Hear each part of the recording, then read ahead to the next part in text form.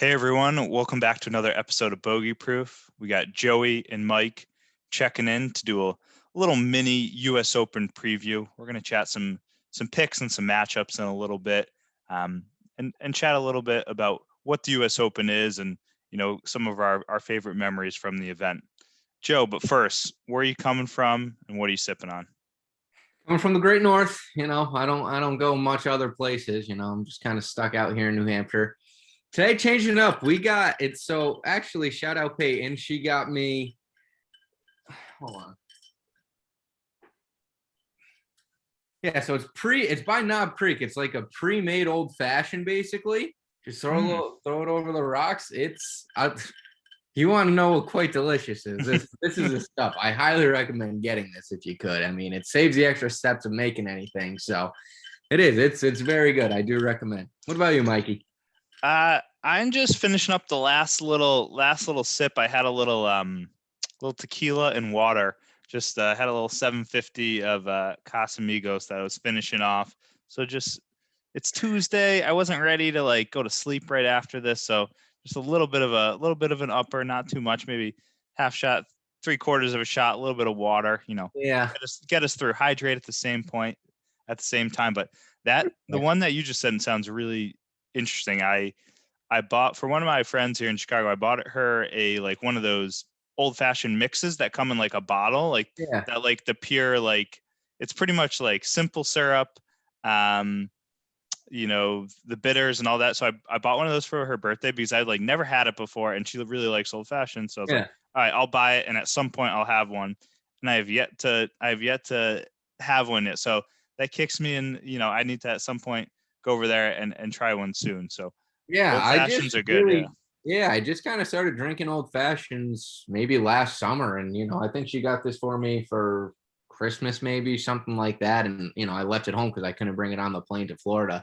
So yeah, I figured after today's round, you got to go with the hard stuff after a tough finish. And I didn't really want to drink those Arizona seltzers anymore. I got two left, and I'm not in the mood for it. So here we Yeah. are. The old fashioned is a great winter drink. It's interesting that we're drinking it here in June.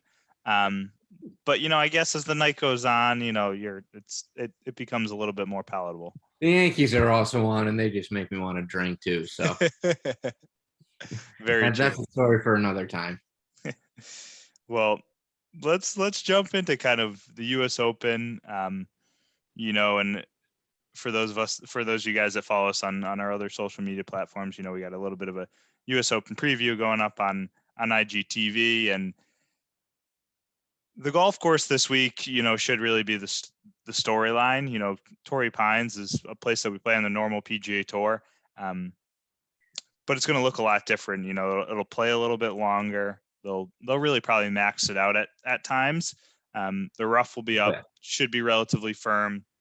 The weather looks spectacular, so really expect the golf course to be kind of in top shape, and also just producing, not a super low score. I think they'll probably be a little bit lower just because almost everybody in the field has probably played Torrey Pines a handful of times, which I think at some point, having seen the lines off tees, having seen the slopes around the greens, just makes you more comfortable when you step up. I know it's a U.S. Open, and I know, it's not a tournament in normal February, but I think we'll definitely see guys that have had success at Farmers Insurance to kind of rise to the top just from that standpoint. So, for people that are looking into the scores and kind of the analytics of it, maybe go look at some past finishes there and see who's had some success here. But what's what can you kind of tell us about Torrey Pines, Joey? Do you remember kind of watching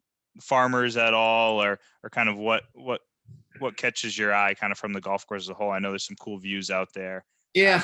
And a really long and difficult course. No, yeah. I mean, you kind of just took everything I was going to say. What I know about it, it's a really long golf course. It's got some beautiful views, but I mean, it's similar to that, similar to that Bethpage vibe, right? Yeah. I mean, I feel like people always compare Bethpage and Torrey Pines just because it's two really amazing but tough public golf courses, with very thick rough and very thin fairways. So makes it tough to hit a fairway. But for these guys, it's nothing for them. But um, uh, No, it's interesting. It's yeah, important that you bring it up. That it's a public golf course, right? I think we don't. yeah, It just doesn't happen very often. Obviously, they had the I think 2019 PGA at Bethpage. yeah, Nice to see them coming back to Torrey Pines. Only the second time Torrey Pines has hosted a USGA event, and the second U.S. Open, with the first one being the 2008 yeah. U.S. Open that Tiger won.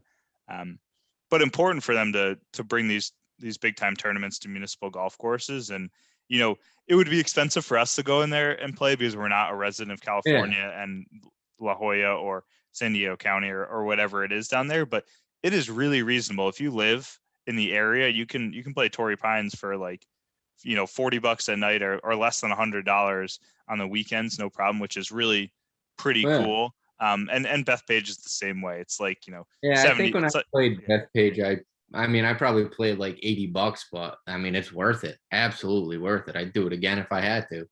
I love that golf course. Speaking of like public courses, I remember I saw this on Twitter. I, I think it was like what they should do, like to make the PGA Championship, kind of a little more, because everyone always says the PGA is kind of that. It's the fourth major, right? Nobody cares about it as much. So something to maybe make it a little cooler is, host it at a public course every single year. So, when you're watching it on TV, it's a course that everybody has access to. And, because everyone likes watching a golf tournament and like saying, hey, I've played there. I can see what they're doing. And, just gives a lot more people that opportunity when they're playing it at a public course like that. And I mean, I guarantee there's, boatloads of other public courses out there that, can host these guys, but obviously it's logistics, it's parking, hotels, and all that. So there's so many other things that go into it. But I always, when I saw that, I thought that would be really, really, that's a really good idea. Yeah, no, I agree. I think that would be a lot of fun. And maybe they start off a little smaller and maybe say, hey, we're gonna make a new PGA Tour event or something that's kind of more Yeah. in that realm, right? Like we find a really great public golf course, and obviously the Houston Open has bounced around a bunch, and they played at a public golf course this year, and I to pretty high acclaim. I think people really liked the golf course and played really cool. But I think maybe there's an opportunity, really, right, for some sort of national organization or regional organization that's really supporting kind of like a state government or something like that, that's like, okay, let's build this around a really you know a great municipal golf course and showcase what it means to play that course at a championship level. And I think you hit on an interesting point. Like my viewing is, so the experience that I have is a million times better when I've hit that first opening tee shot before, Yeah. or I've played those greens. I'm like, dang, that's a really fucked up green. Like, how do they make that look so easy? Yeah. Or hey, I remember how firm that first piece was. Like, how do they get it to stop so quickly? So like, you think having those opportunities, and then right, it's really expensive for a golf course to shut down for Yeah. weeks on end to do it, right? So that's why often it's tough for that to happen, right? Like I remember seeing a stat in like when Pinehurst shut down for 2 weeks for the 2014 U.S. Open, and then the Women's Open was the week after. So they really shut down for like 3 weeks total because they gave them a week before. They lost like tens of millions of dollars of daily play, and maybe they made it up in merchandise and stuff, but they obviously didn't own a big enough portion of what was being sold or the parking or whatever the case would be. So these clubs really, they take a hit to host these events to to bring that prestige to their course. So it's really a balancing act too. Like I think maybe if we had a third party that was coming in and could help supplement some of that, outside of the dollars that the PGA Tour is bringing in to bring there, I think maybe we could get on a golf course that we couldn't before because they just couldn't, withstand having 2 or 3 weeks off to prep the golf course and ultimately, have the PGA Tour players out there. Yeah. No, absolutely. But it's It's always just an idea, right? But it'd be a cool idea. So along that kind of discussion, whether it be public or private, is there maybe one golf course that you've played that you think would be a really cool tour event or even major? Maybe, let us know if what it's going to be and kind of why maybe it's not a major, or, maybe it's just a normal tour event and it can kind of create a unique experience. It's maybe unlike any other course that we have on tour at the moment. Yeah, I mean, so for me, I would probably say Wade Hampton Golf Club, which is in Cashiers, North Carolina. I don't think I would say it's for a major. When I played it, what was that, summer of 2016, I think is when I worked there. And obviously I wasn't even close to the golfer I am today, but don't get me wrong. Yes, it's a hard golf course, but it is a golf course I do think they would absolutely tear up. So that's why I don't think it'd be as fun for a major. But, with that being my favorite course I've ever played, I think that would be a very fun golf course to see those guys play at. Granted, right, that when I was playing there, I was not playing all the way back. So that course could be well over 7,400 yards, and I just don't really know it. I've tried looking up the scorecard, and I feel like I've came up short every single time, but I'm sure it's out there somewhere, but you don't know how accurate that is, right? So I'd probably say Wade Hampton. I think it'd be a hell of a tournament. And, I think kind of just going back to what you were saying, I don't think they'd really care about losing money. If anything, I think that club wouldn't really want the exposure, right? They kind of like the idea of being that, yes, they're number one in state, but they like the idea that they're in the middle of nowhere. And, that's kind of that with them. Some of the pros are actually, come to think of it, when I worked there, I saw Zach Johnson one of the days. Yeah, honest to God, the needle himself. He he played there with the director of golf that day. I think they're friends or whatever like that. And yeah, I saw I heard he was there for the day, and lo and behold, I'm out working valet and I see Zach Johnson walk out of the pro shop. So I was just like kind of stunned, and I wanted to kind of go say hi to him, everything like that, but I didn't. I kind of wanted to stay professional, right? Dr. Walker taught us that. Shout out Doc Walk. But yeah, no, Wade Hampton's my answer. What about you, Michael? Yeah. A place that's maybe a little less exclusive, and you actually can play this place. I'm thinking of Taconic Golf Club in Williamstown, Massachusetts, on the campus of Williams College, a place that been lucky enough to play a handful of times, both in college, and then also played a Mass State Open qualifier there. Actually got through. Played terrible in the actual Open, but got through that qualifier. But a really just an unbelievable, like, the design itself in the mountains. If you wanted to get out there and play, it's like $150 if you don't have any relation to Williams College. If like, if someone makes a phone call for you or is playing with you that went to the school, it's more in like the 80 range. So really cool. Director Golf's kind of a dick. Don't tell him I said that, but he is. I'm trying to see where they're ranked this year, because the new rankings from Golf Digest came out, and I remember they used to be on there. All right, so Taconic was previously number 9. They've gone down to 13th. For what? College coach? No, I'm sorry, for the best golf courses in the state of Massachusetts. Okay. Yeah. Okay. Yeah. No, I would agree with that number. I think a ton of things have changed in Massachusetts. There's like all these great courses have popped up in the last 15 years, like Old Sandwich, Boston Golf Club. 2, Boston Golf Club. Fuck, I love that course. That's number 6. Yep. I'm assuming Country Club. The Country Club is 1. Yeah.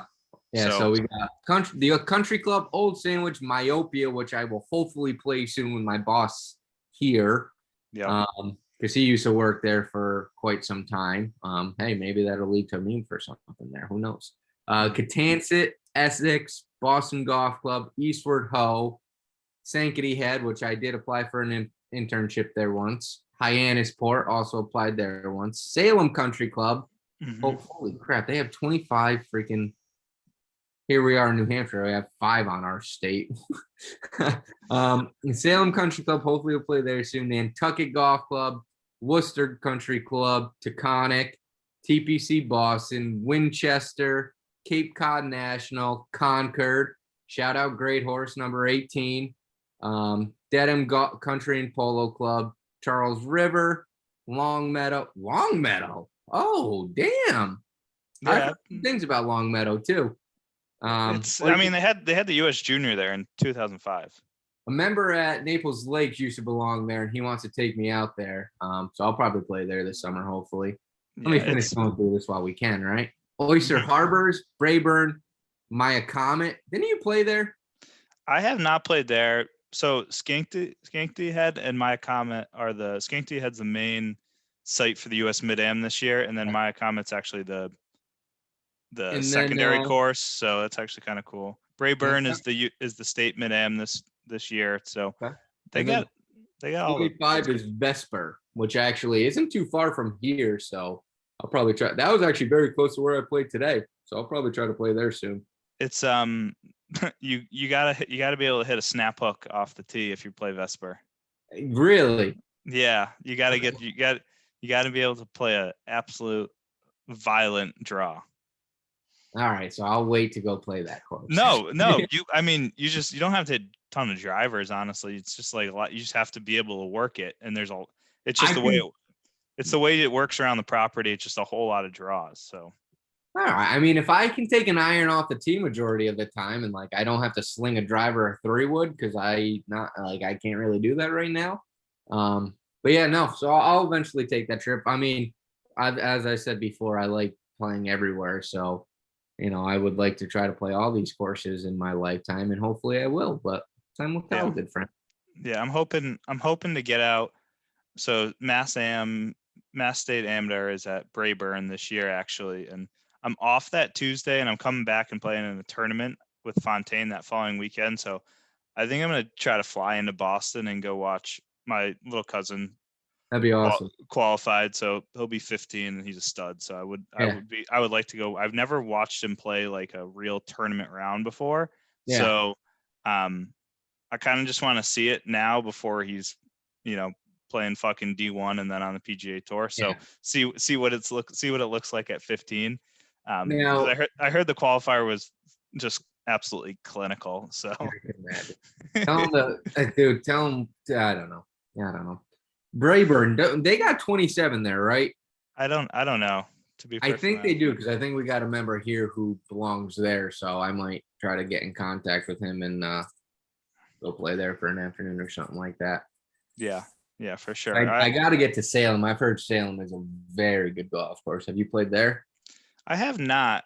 I played quite a few places on the North Shore. Trying to think what the name of the place we played our senior year for the conference championship. It's slipping my mind at the moment, but there's a bunch of good golf courses on the North Shore.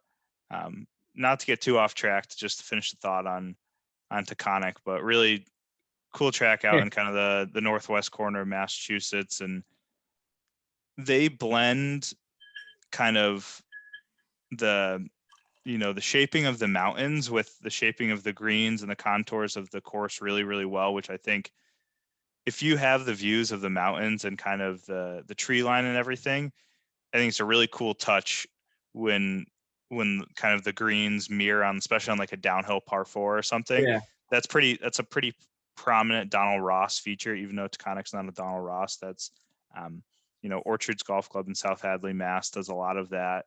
I think it just kind of brings you back on like, hey, when these tree lines were much smaller, it was a lot easier to kind of see the contours of the green or kind of the hole that shaped with the trees. And now as things have grown tremendously, it's not quite as easy to see. So when there is some kind of, maintenance work that's done, some restoration to kind of bring back some of those features and you notice them, then it kind of takes you out of okay, this isn't just a great golf course. This is kind of just it's kind of just a piece of artwork at points, which is really cool. And for someone like you, Joey, who I know really appreciates the architecture component, obviously you're chatting about a Fazio course before in Wade Hampton, and bouncing around trying to play as many different places as possible. There's just little unique pieces to art golf architecture that make it so intriguing, and you could do it, and you could play golf courses until the day you die, and you wouldn't find one that's probably the exact same as the next. So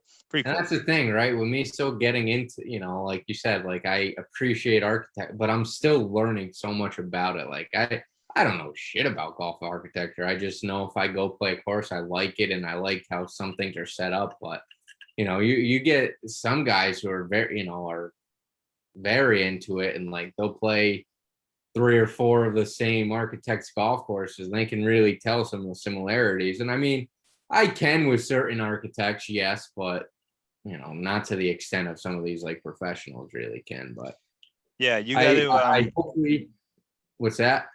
Yeah, because Baker Hill a Fazio? Reese Jones.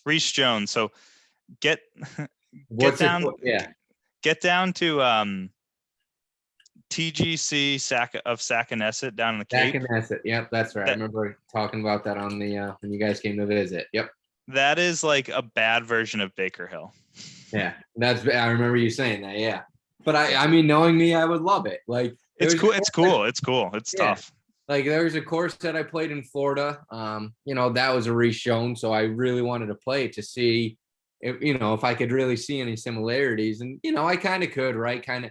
With him, it seems like he's got big fairways and, a lot of fairway bunkers and everything like that. But, if you miss a fairway, you're kind of fucked. Granted, Florida golf, it's a little bit different because it's Florida golf. But, yeah, I mean, you can definitely see some similarities. So it's, we'll see. I'll have to look up who the architect of Taconic is, but if you don't know. But yeah, I don't know off the top of my head. I think it might be Wayne Stiles, maybe.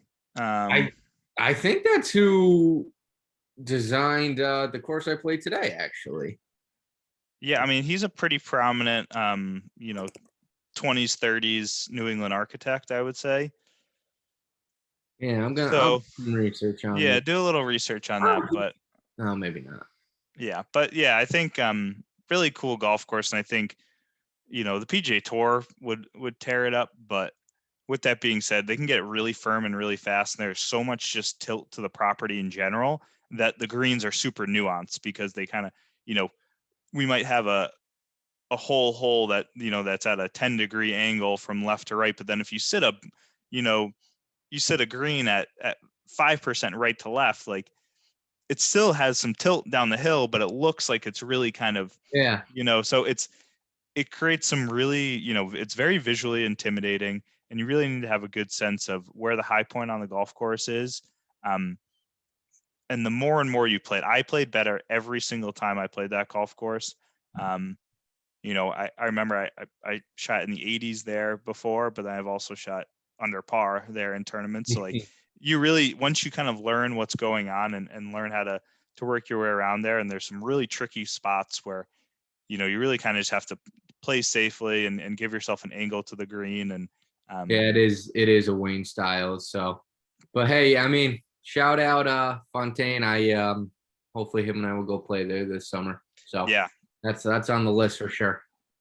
No, that's a pretty great golf course to do. But yeah, but let's now that we've gotten on our architecture tangent, which we should just do again because I don't know a whole lot about golf architecture, but it's super fascinating. Yeah, Wayne Stiles, he's got a couple in New Hampshire. Oh yeah, I've played 2, 3 of them so far. Yeah, okay. And it was one that I played today. No shit. Wow. Yeah. Shout out Wayne Stiles. Shout out Wayne Stiles. Yeah. So that we can kind of dive into this at another point too. But oh yeah. Let's get into the U.S. Open week. Let's talk matchups. Tee Times just came out this morning. As expected, right? Some really great matchups and some great pairings. When you get as good of a field as we have at the U.S. Open, that's going to be the case. So I'm going to just fire off a couple, and then I think we can dive into a handful of them. morning wave for these first few, Morikawa, JT, and Brooks, just studs all the way around. People have had a ton of success, both in majors and just on the normal PGA Tour. So maybe we chat into that. Another one I really liked, Matthew Fitzpatrick, Tyrrell Hatton, Victor Hovland. Three guys, Hovland hits it hard, but Matt Fitz and Tyrrell Hatton, two top 25 players in the world that don't hit it that far. We'll see what a long golf course and a really difficult golf course looks like. Both of those guys still find ways to, shoot really good scores and win golf tournaments, around the world. Southern California pairing here, Max Homa, Xander Schauffele, Phil the Thrill. See how he responds after winning the PGA. Jumping to the afternoon, Texas pairing, which we saw this exact same pairing in Colonial, I believe. Will Zalatoris, Scotty Scheffler, Jordan Spieth. So, PGA Tour going back to the well there, understandably so. Really three of the hottest names of, 2020, 2021 golf. Some young studs, and Jordan finds some resurgence. So we'll hit on Jordan and that pairing in a minute here. And then last two pairings that I really liked, DJ, McIlroy, Justin Rose. Justin Rose doesn't really do it for me in that last one, but obviously a past winner of the U.S. Open. DJ finding some form last week in the Palmetto Championship, and McIlroy kind of up and down, but really when it comes to a championship layout and a difficult golf course, it's tough to take him away off your list. And another favorite of ours, Patrick Cantley, Louis Oosthuizen, and Sung J M. Friend of the program, Sung J M. So Effie Barnerat didn't make it through sectional qualifying at the Bears Club. He played pretty well. He played okay in the first round, and then had it going, was a couple under through like 3-4 holes, and was right there to get through sectionals, but ultimately did not get it done. So we're gonna have to ride the coattails of Sung J M, and maybe it's the week that he gets it done in the first major. But here's a grouping for you. Oh no! Oh god! Worst grouping there could be. Sorry, Eric, but Adam Scott, Sergio Garcia, and Bubba Watson. Talk about a fucking three. Bubba's actually grown on me throughout the years, I'll tell you that. But the other two, not for me. But talk about a bad pairing right there. That's there's a lot of different things that could go wrong in that pairing. Adam Scott could miss a lot of 2-footers this week. Sergio just gets angry out there, though he's been a little bit better as of late and headed back to the TaylorMade equipment. So that'll probably be, good for him moving forward. He brought up just saying that the golf ball was just not working for him from Callaway. And then Bubba Watson, he's an enigma to me, but I mean, obviously he's played well at Riviera and in Southern California and won the Masters. Like, he can get it done. I don't know. Let's go. Sorry. Yankees are finally figuring it out here. Somewhat. I mean, we got 2 home runs. This fucking guy, Chris Giddens, just hit it. And that may have been his first MLB home run. I'm not too sure. Haven't gotten to watch as much lately. They had a couple day games, but sorry. Back to it. No worries. I want just quick hitters from this pairing here. Who's going to be the leader after 36 holes? Morikawa, Justin Thomas, Brooks Koepka, and why?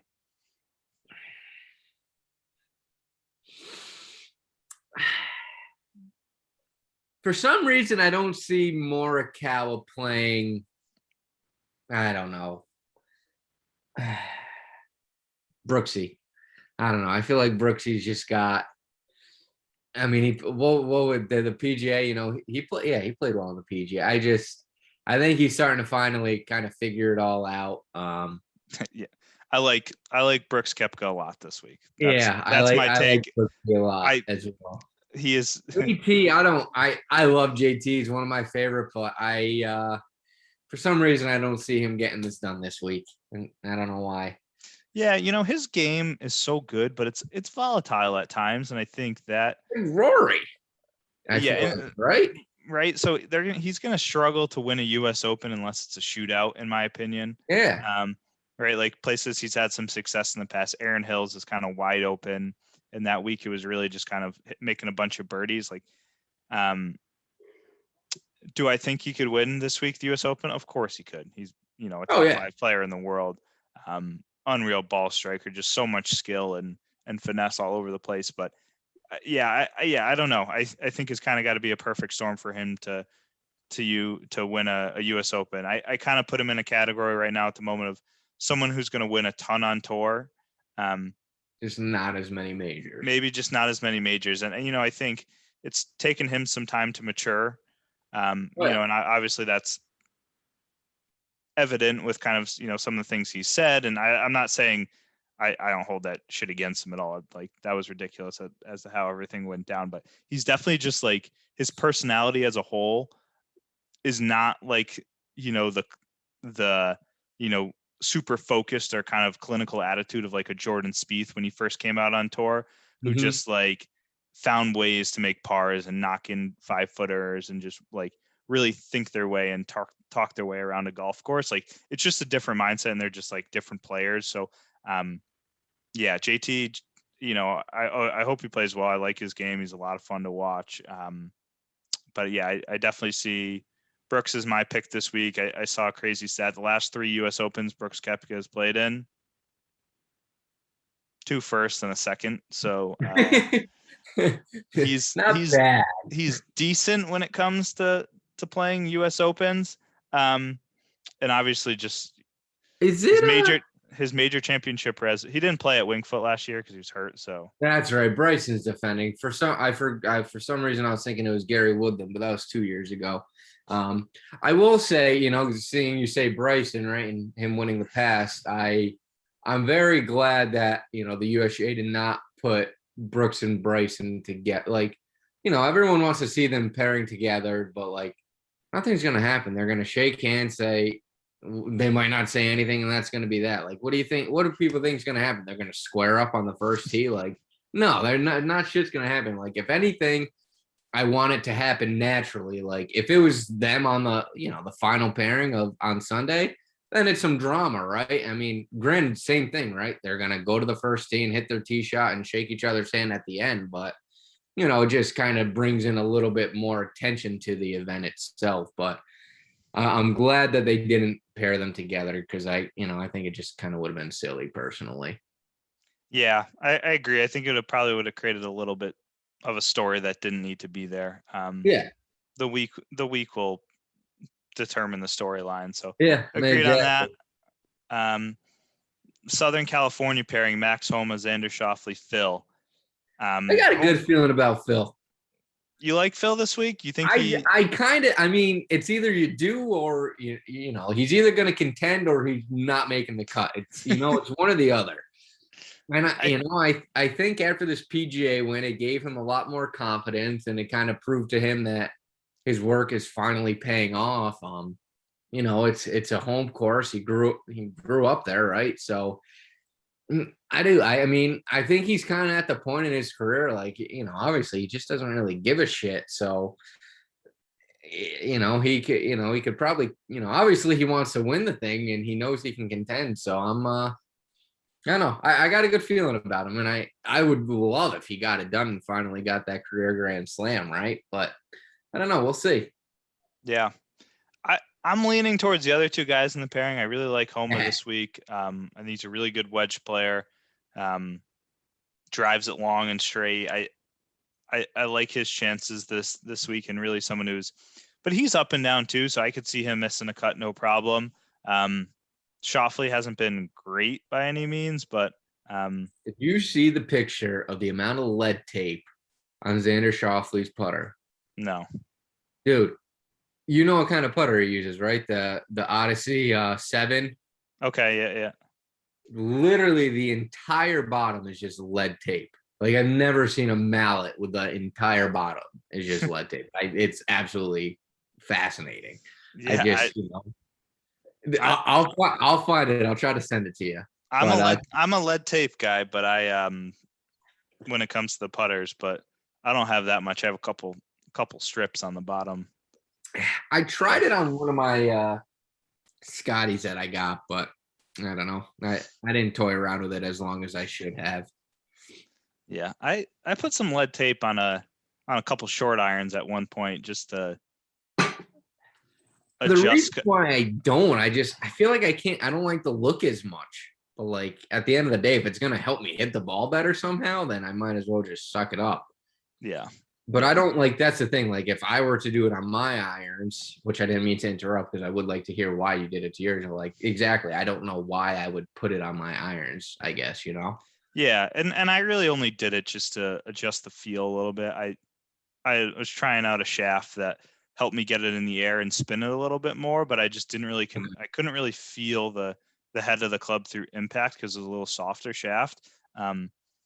So I just tried to add a little bit of weight and kind of just it was more of a feeling thing. I think I didn't put enough on it for it to like truly affect ball speed or the launch or anything, but definitely something to toy around with. I think the putter is a good one.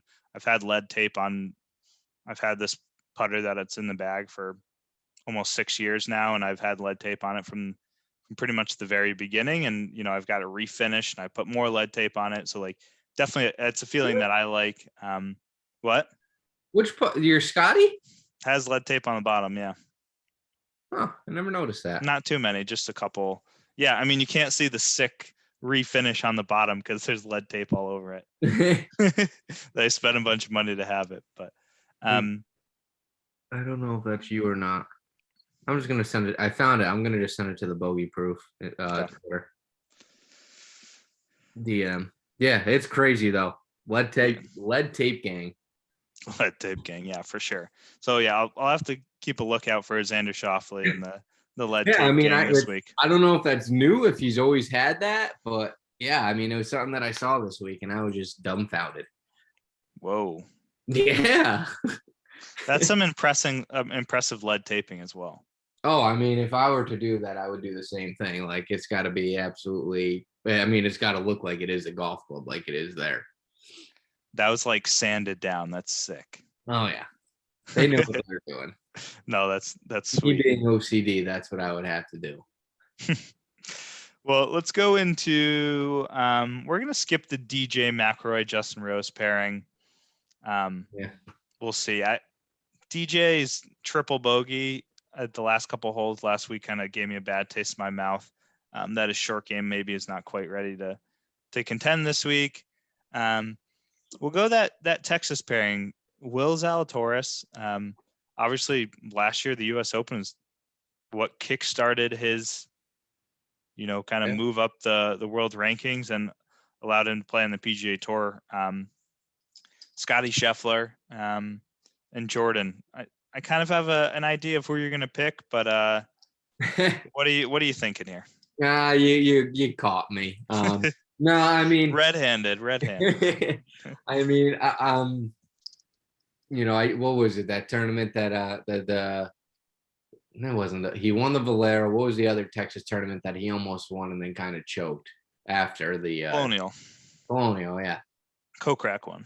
Yeah, exactly, right. And I just feel like if I don't pick him for my actual pick, then it's just gonna come to bite me. But I mean, I honestly don't know who I love this week in general. As far as this pairing goes, I would between our grouping goes, I would go, I'm between Jordan or Zalatoris. I think even though Zalatoris, he's kind of proven himself already. I feel like where Scheffler, it's not that he hasn't, but I mean, Will Zalatoris came in second place in his first Masters, and he's not even technically on the PGA Tour. So, I think Scotty's still got some work to do, but I think that's going to be one of the more fun groups to watch if I get an opportunity to watch any of it this weekend. But that's besides the point. Well, yeah, hopefully you'll get to see with being a little more primetime television with them being on the West Coast. Hopefully you can catch a little more of the afternoon. I always love a West Coast championship because I feel like you're watching golf all day long. You do something in the morning, and then by the time you're kind of ready to kickstart your day, 10-11 comes around and there's already golf kind of starting, and then it really goes till 10 o'clock at night on the East Coast. So I'm Mm. I'm looking forward to that. I like Jordan this week too. I don't, all these guys, I could see them. I don't think anyone misses the cut in this group. No. Yeah, I I agree with think that. Zalatoris is really good. Scheffler's shown, obviously played really well at Memorial, played well at the PGA at TPC Harding Park. He can get it around, some big boy golf courses. We'll see. I wouldn't be surprised if he's in one of the last, 4 or 5 pairings, come Saturday and kind of seeing where it goes. He's definitely shown in the past that he's that good. And then, yeah, Jordan. I mean, Jordan could shoot 65 on Thursday. That's in the cards. So I think that's the exciting part about Jordan Spieth's game, and kind of just the status of what he is as a golfer. But I think he's found something that allows him to, shoot 1 or 2 under when the game's not great. So I think that's gonna allow him to be successful, in major championships moving forward. So I like Jordan this week too, I would say, out of this group, but I expect all these guys to be in the top 25 at the end of the week. Oh yeah. And let's go final group. Are you riding Sung J M, or are you going with, really 2 of the hotter players on the PGA Tour? Louis Oosthuizen's finding a groove on the PGA Tour and has played really well as of late. And then obviously Cantlay with the win at Memorial, and being a top 10 player in the world right now, really kind of solidifying himself as a Ryder Cup pick. It's another good pairing and a bunch of ball strikers. I mean, I think I've proven to, everybody that I'm a loyal guy. I'm gonna stick loyal to my guy Sungjae. I mean, through and through. Him and I are, we're like that, right? So going with Sungjae, just straight up ball striker. I often, when I get a little quick myself, I like to think I'm taking it back a little bit slower like he does, and it helps me most of the time. So I'm gonna stick with my guy Sungjae. I nothing against the other guys. Did you just claim that Sung J M is your swing coach? I mean, for all intents and purposes, that's what it sounded like. In a way, yes. I mean, honestly, granted, it doesn't always work, but it sometimes does. So I don't know. I just got to figure my own self out. But yeah, no, on Sung Jae, God damn it, Gleyber Torres. That's an easy play. You need to make that, bud.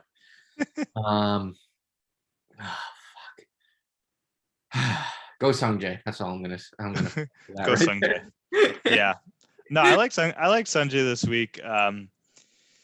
Sometimes with that slow tempo, he struggles out of thick rough around the greens. It's just a little bit difficult when you don't hinge it. So I think that's something to kind of keep an eye out. If he's not hitting fairways or greens like he normally would, that could be an issue. I like Louis Oosthuizen. Oosthuizen really has figured out his game as of late. Almost won Zurich with Charles Schwartzel. Has played well at the Masters, played well at a few other places. I think he's a lock if you're doing a fantasy, a daily fantasy lineup or something like that. There's probably some value in him because he's really probably, in that 20 to 30 range from an odds standpoint. So I really like Louis Oosthuizen this week. He somehow finds a way to play well in majors when he doesn't really play a big, huge schedule. And I don't see that changing anytime soon. So, interesting that we seem like we're kind of fading the guy that would be the hottest in this group, but it's a little, I don't know, Louis and Sung Jae a little bit easier to root for than Patrick Cantlay. Not that doesn't seem like a decent dude, but he. Say that again. I said, just how do you not like Sung Jae? That's all. This is true. These are all valid points, Joey. But Cantlay, he's a hell of a player, but I don't know, just like his personality, he just seems, kind of like vanilla pudding, right? He just I don't know, but good. Then again, right? You kind of think back to that Hawaii tournament, he heard him mic'd up and you're just like, all right, one more drive and then we can go get a Mai Tai. Like he's talking to his caddy about that. And you kind of got to see a little behind the scenes with him. I don't know if you remember that or not, but I don't know. He's just a different guy on tour, but he's just a solid and consistent golfer overall, in my opinion. Yeah. Yeah. And I mean, those are guys that are successful in the US Open. So, Yeah. I wouldn't put it past him to play well this week and maybe get it done. We've definitely seen in the past that recent form is really important at a US Open. Because if you can play one hot round and shoot 4 or 5 under, you really, you can put yourself in a position and then people are chasing you. I think US Opens are very rarely won where you just, consistently maybe shoot even par or 1 over or 1 under. It's happened, but the majority of times are when someone goes out there and shoots a really low one, and then kind of just battles and hangs around. But yeah, so we'll see. I think recent form should play a pretty big factor this week, and looking forward to see what Torrey Pines looks like from in a US Open form. I think I don't remember a ton of the 2008 US Open. I don't know if you remember a whole lot from Tiger's That was win. before my golfing days, right? That's one reason why I kind of, really regret starting so late is, I miss prime Tiger and, I kind of miss all those tournaments. So, I mean, I other than kind of going back and just rewatching that final round with him, I don't really know anything of that tournament in 2008. Yeah, and I put out this little tidbit. You guys will hear it when listeners look at our IGTV. But of the top 10 from that U.S. Open, one person is in the that was in the top, that finished in the top 10 is in the field this week. So we don't have a whole lot of carryover from that U.S. Open. Lee Westwood got married this week, so congrats to Lee Westwood and his caddy, fiance, now wife. So they're playing this week, but no one else in the top 10 that week is teeing it up. So there's going to be some new blood. I would expect someone with recent form and really someone probably in the top 15 or 20 in the world to get it done this week. Give me your official bogey proof pick, and maybe someone off the radar if you have one. If not, no worries. So I mean, as I kind of said, right, I think I'm just gonna ride the wave with my guy Jordan. He seemed to kind of he's figured it out for the most part, right? So I've got some confidence in him. I know he can get it done, and I mean, kind of going. Is Phil considered off the radar? Like, it's a U.S. Open, right? I know he just won a major, but it is a U.S. Open, and like he's known to. I don't know if you would consider him off the radar. If you don't accept it, I'm okay with that.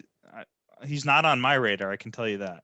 Exactly, right? I feel like he's not really on anyone's radar, and I don't know. I got a feeling. I got a better feeling for Phil than I do for Jordan, and I mean, as we know, my picks are just awful anyway. But that's what we're gonna go with. Nice. I like it. I like it. I'm going chalk here. I like Brooks this week. I think I chatted a little bit about it before. I think he's kind of like the bad guy of golf right now. Yeah, I love it. And it's kind of rounding into form of the way it was, for a few years there. So I don't know. I got a weird feeling that Brooks Koepka is drinking Michelob Ultras out of the U.S. Open trophy at the end of the week. Dude, so that'd be fantastic. I would also love if Patrick Reed just pissed some people off this week. He could. I mean, he won earlier this year at Torrey Pines, so good vibes from Patrick Reed. Off the radar. I'm going. What'd you say? That's never been done, right? Like a tournament that was hosted there earlier that year, and then again for a major, like, and somebody won both of those tournaments at the same course. Like, that's never. Tiger did it 2008. Weird. at Torrey Pines. Should have known that one. Yeah, no, there's a really cool stat, and it was like the last time the number one player in the world won the U.S. Open, 2008, Torrey Pines. The last time someone, won on that course that year and then won again the U.S. Open, Tiger Woods. And then there was one other stat or something like that too. So yeah, it's craziness. But I'm going way off the radar here. For people that follow golf, maybe not crazy, but guy that got through sectional qualifying. He's from New York, Cameron Young. He young kid out of Wake Forest, won twice on the Corn Ferry Tour the last 2 weeks. He's found some form. He had no status on the Corn Ferry Tour. Monday qualified, played well enough to get in the next week, and then won twice in a row. Has played in the U.S. Open before as an amateur. A little tidbit: his dad is director of golf at Sleepy Hollow, so that's kind of cool. But just I'm riding that strong form, and he's kind of my pick for people that don't follow a ton of golf. There's a lot of value in that pick. I know the odds makers will factor that in, but he smokes the ball, and he grew up on these type of championship golf courses and had some really good success in the U.S. Junior and the U.S. Amateur, and had a great career at Wake Forest. So that's kind of my off the radar pick. So if people are looking for a little value, maybe go in that direction as well. All righty. Well, Joseph, always fun chatting with you. Pleasure, Michael. Hopefully you get an opportunity to watch, at night a little bit, when you're not, wrangling those characters at Baker Hill. Yeah, after work, I'll probably be going out grinding on my own game, but hopefully I'll be able to catch a couple holes when I get home. So yeah, got some things to figure out. Get the U.S. Open app or something, and just throw it on the radio and throw it in the headphones and grind a little bit. Yeah, that's actually a good idea. The short game needs some help. That's the thing. I always just go to the range. It's like, nah, man, just go practice some chipping and more so bunker shots. My chipping I've actually been relatively happy with, but I got to work on some pitch shots too. And putting, I putted pretty well today. Honestly, I don't know. It's all in between the ears. That's all it is. Drink a little more of that old fashioned, and quit thinking about it. Exactly. Well, Michael. Yep. See ya. Cheers, buddy.